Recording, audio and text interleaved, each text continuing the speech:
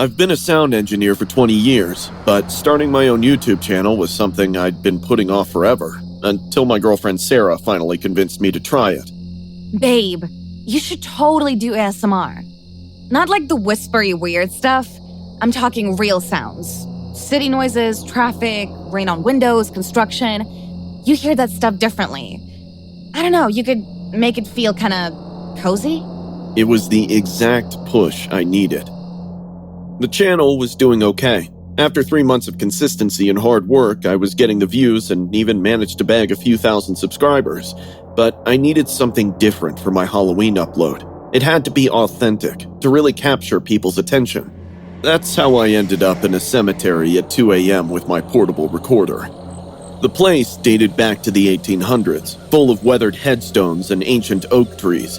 Perfect for capturing that eerie nighttime ambiance my subscribers seem to love. I spent 20 minutes walking the winding paths, recording the rustle of dead leaves and distant cricket songs. I was enjoying the ambiance when I saw a woman in the graveyard. She was standing beside a granite headstone, about 50 yards away, perfectly still in the moonlight, clutching the marble surface like she was trying to hold herself upright. I figured she was grieving. But then I noticed her clothes, and a creepy feeling brushed onto me.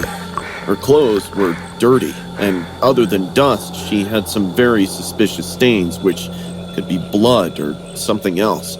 Her hair was all messed up, and she looked badly beaten. "Hi, ma'am. Is everything all right?" She didn't reply. Thinking she's some homeless woman under influence, I minded my business and kept recording. But as I got closer, I could see she wasn't just standing there quietly. Her shoulders were shaking. Thick saliva was dripping from her mouth, catching the moonlight as it fell to the ground. Suddenly, she started gasping, like she couldn't breathe. "Ma'am, are you okay? I can call someone if you..." Before I could finish, she began vomiting. And in that clear moonlight, I saw her vomiting blood. Thick, dark fluid poured from her mouth, while her eyes rolled back in shortness of breath. It splattered against the headstone and pooled at her feet. Soon, trails of blood dripped from her eyes, rolling down her pale cheeks. I was only a couple of feet away from her when the woman's head snapped toward me, with a sound like breaking bones. Her eyes weren't human. I shrieked and turned to run, but she moved faster than any human could. She got to me in seconds and grabbed my shoulders from behind. Before I could react, she rotated me towards her.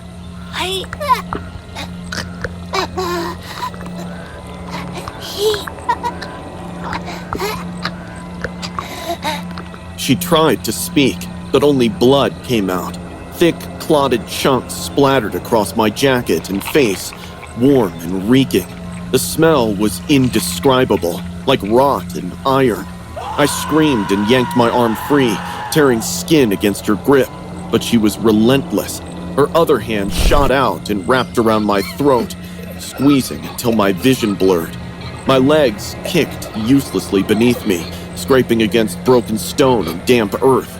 Then, with a guttural sound like a dying engine, she lifted me off the ground and hurled me across the cemetery. I toppled over the grass hard, but didn't stop to think or scream. I bolted straight out of the cemetery, like hell itself was chasing me, crashing through bushes and stumbling over headstones until I reached my car. I couldn't stop shaking until I got home, where Sarah was still awake, editing photos on her laptop. How did the recording go? I told her everything. She listened without interrupting.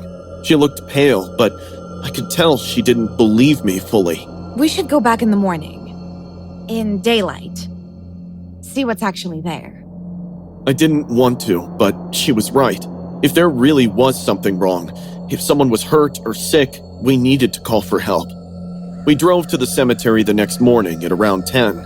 I found the headstone easily enough, though it looked less spooky in the daylight. There was no sign of bloodstains or anything suspicious. The name carved into the granite nearby read, Margaret Holloway, 1962 to 1995, beloved wife. An elderly man was tending nearby graves. Sarah asked him about Margaret Holloway. "Oh, you heard about Maggie," he said, leaning on his rake. "Poor soul. Her husband poisoned her back in '95, mixed bleach into her food over several weeks. She died a painful death, vomiting blood as her organs failed. My blood went cold. Locals say her spirit never left, the old man continued. Folks have seen her here at night, sick and suffering, just like when she died. Of course, most people don't believe in that sort of thing anymore. Sarah drove us home while I sat in the passenger seat, trying to process what had happened. I couldn't explain what I saw, but when I checked my recorder later, it had captured everything. 23 minutes of ambient cemetery sounds, then 7 minutes of gutturals, gasps, and chokings. For a second, I considered calling the police, but what would I even say? That a ghost attacked me? They'd think I was insane. I deleted the file, determined to put it in the past. I still make ASMR videos, but nothing involving graveyards or supposedly haunted locations. Some experiences aren't worth the content, and some sounds shouldn't be recorded. Sometimes I think about Margaret Holloway, trapped in her final moments of agony, reliving her death night after night in that cemetery. I wonder if she was trying to tell me something, or if she was just lost in her own endless suffering. Either way, I never want to see her again, but I do hope her soul finds rest someday.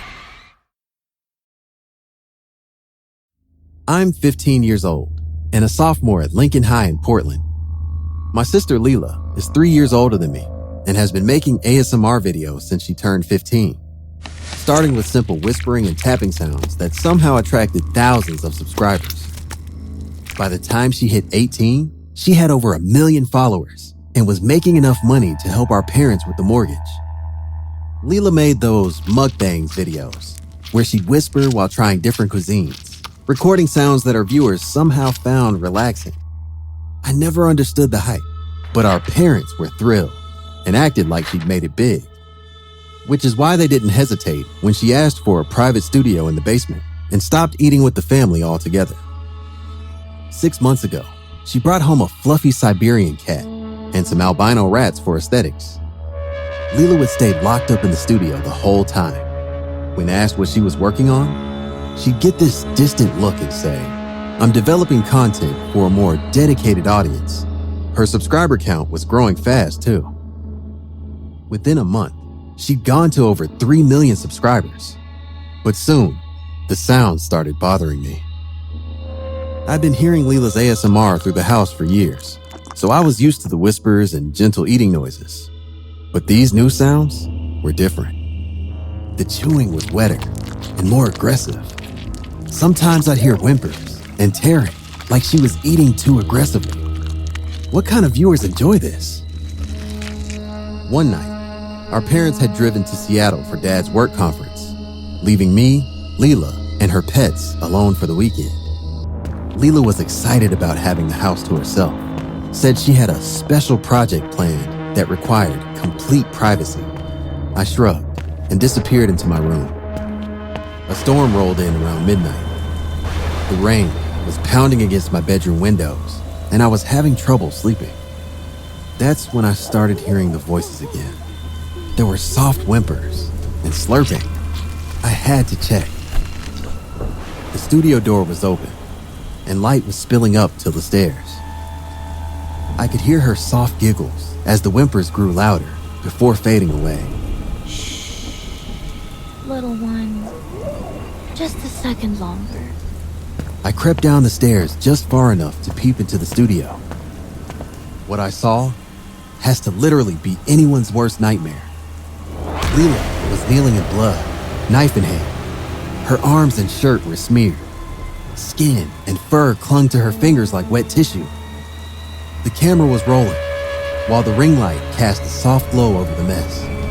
The mutilated body of the cat was lying on the ground, and my sister was eating it. Raw meat dangled from her mouth as she chewed slowly, letting every squelch and crunch echo for her forum followers. "Leela?" I gasped, horrified.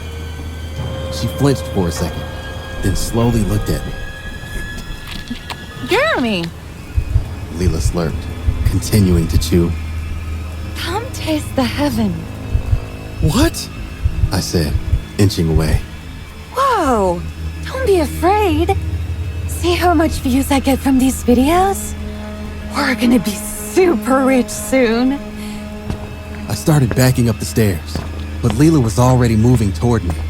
Blood dripped from her mouth, while fresh meat hung loosely in between her fingers. They've taught me so much, you know? She said, crawling towards me. About angles, and flavors, and slicing. Who? I gulped. The audience. Here, this one's fresh. You'd love it. She held out one eyeball, hoping I'll join her in this madness. Every few seconds, she'd stop and giggle. Don't be shy. Eat. I'm alone in the house, and if I had to survive, I need to play along. I sat down beside her, my whole body shaking in disgust. I took the eyeball in my hand and immediately vomited on the floor. Leela laughed like a toddler, clapping her hands. You're such a softie. Come on, try again. Leela offered a chunk of meat this time, but I couldn't stand anymore. I bolted to the living room. I tried to head for the front door, but Leela was faster than I expected. She grabbed my arm and dragged me back. Get off me! You've lost your brain cells! You're sick! I screamed, thrashing my arms and legs blindly. Leela merely giggled, as if my panic amused her. You used to believe in me. What happened? This is the only thing that's ever made me feel seen. I'm not crazy. I'm finally alive. I bit on her hand to tear free and bolted toward the kitchen, heart hammering. Leela was right behind me. I grabbed a chair and shoved it between us. She stumbled, just enough for me to keep going. I sprinted down the hallway, right into our parents' bedroom. I reached for the lock, but she kicked the door with everything she had. It slammed into me, and we both went down hard. She landed on top. Her breath was hot and sour, and her eyes were wild. In her hand, she was still clutching the knife she had used on the cat. We could have had better footage. You ruined it. She muttered, dragging the blade across my cheek. I opened my mouth to scream, but nothing came out. Terror had choked me clean. I could merely watch her raise the knife to silence my tremors forever. Just then, bright headlights swept across the bedroom window. Tires crunched gravel, and a car screeched to a halt in our driveway. Jer, Lila? Baby, we're home. Mom called out. Our parents had returned earlier than expected. Taking advantage of her distraction, I hurriedly shoved Leela off and scrambled back, gasping like I'd just surfaced from drowning. Leela didn't chase me this time. She just sat there, knife still clutched in her hand, frozen and full of madness. When our parents discovered the truth, they were horrified. Leela now lives in a mental institution. Last time I visited her, she was talking to the walls. I can't even recognize my sister anymore. Her obsession to be seen in the internet didn't just ruin her. It ruined our entire family. The day it happened started like any other. I'd driven my van 5 hours deep into the mountains, chasing a spot I'd scouted online. It was a quiet clearing wrapped in tall pine trees. The air was crisp, with cozy monsoon vibes and the soft crackle of campfires nearby. It felt like a hidden gem, perfect for my ASMR channel, which had finally started gaining traction. I pitched my tent and set up fast. I locked the camera in for golden hour as the camp stove crackled to life, exactly what my subscribers eat up. For a while, everything went as planned. The chopping footage was crisp, and the sizzling meat created satisfying crackles. I was already imagining the comments. Then the sun sank, and the coyotes began. The first howl came from maybe half a mile west, followed by an answering one from the north. 10 minutes later, they were howling from every direction, drawing a full circle. I kept filming, trying to play it off as authentic wilderness ambiance. but my instincts screamed danger. Coyotes don't box you in unless they're hunting, or unless something bigger is hunting them. I ducked into my tent to eat and film the final segment, almost desperate to get it over with. The mesh windows gave me a clear view of the darkening forest, while the camera captured every bite. I lifted the first piece of steak, eyes on the lens, when a sudden movement at the window knocked the air out of my lungs. I turned to look at the window and saw a pair of wide blue eyes staring back at me. Someone was standing in the dark and observing for God knows how long. I only saw the eyes and a patch of forehead, yet I could tell the unknown intruder was smiling at me. I screamed and scrambled back to find something to defend myself, but as I looked again, the man was gone. It was just empty darkness outside my window. My hands were shaking so hard I could barely unzip the tent. Somehow I made it into the van and slammed the car door shut. For a while, nothing happened. Everything was so still. I almost convinced myself I'd imagined it all. It could be fatigue, or maybe just the mountain and forest playing tricks on my mind. 5 to 7 minutes passed. No suspicious event occurred. But suddenly, the passenger side door handle rattled. "Evening, beautiful." Someone spoke in a masculine voice from outside, with this weird, cheerful tone that made my skin crawl. I loved your ASMRs and the aesthetics. The handle rattled more aggressively. "I've been watching you for months," he said, circling the van. "Those location tags are literally lifesavers."